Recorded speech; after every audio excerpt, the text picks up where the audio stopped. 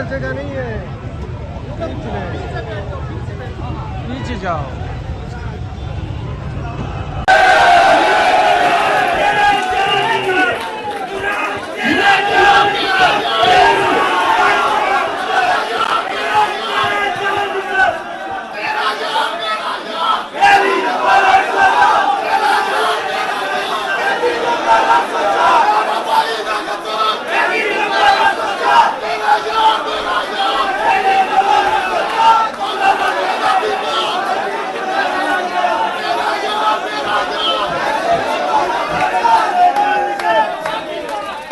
आप ये मनाजर Lahore high court के अंदर से देख सकते हैं। इंसाफ स्टूडेंट फेडरेशन के नौजवान जो है वो इस टाइम वज़ीर आला सुहेल अफरीदी के साथ मौजूद हैं।